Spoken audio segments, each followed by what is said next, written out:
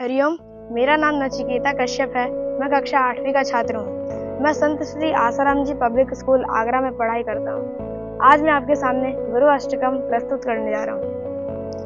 शरीरम शुरूपम तथा वा कलत्रम यशस्यारुचित्रम धनम मेरुतुल्यम मनश्येन लग्नं गुरुरं नृपद्मे ततः किं ततः किं ततः किं ततः किं कलत्रं धनं पुत्रपौत्रादि सर्वं गृहं बान्धवा सर्वमेतद्जातं मनश्येन लग्नं गुरुरं नृपद्मे ततः किं ततः किं ततः किं ततः किं षडङ्गादिवेदो मुखे शास्त्रविद्या कवित्वादिगद्यं सुपद्यं करोति मनश्येन लग्नं गुरुरं नृपद्मे ततः किं ततः किं ततः किं ततः किं विदेशेषु मान्य स्वदेशेषु धान्य सदाचारवृत्तेषु मत्तो न चान्य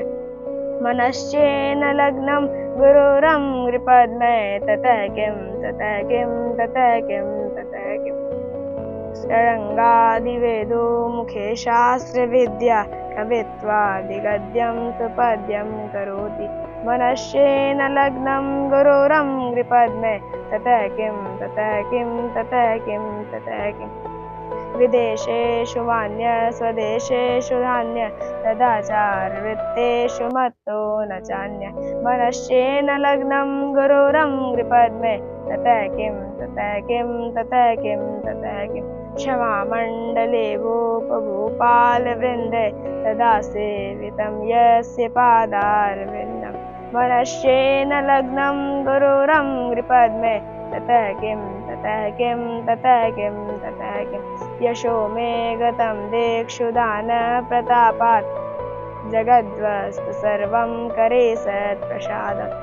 मनश्चेन लग्नं गुरुरं नृपद्मे ततः किं ततः किं ततः किं ततः किं न भोगे न योगे न वा विराजे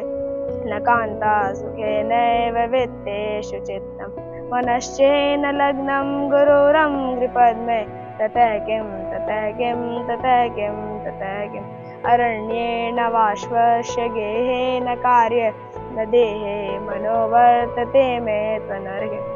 मनश्चेन लग्नं गुरुरं नृपद्मे ततः किं ततः किं ततः किं ततः किम्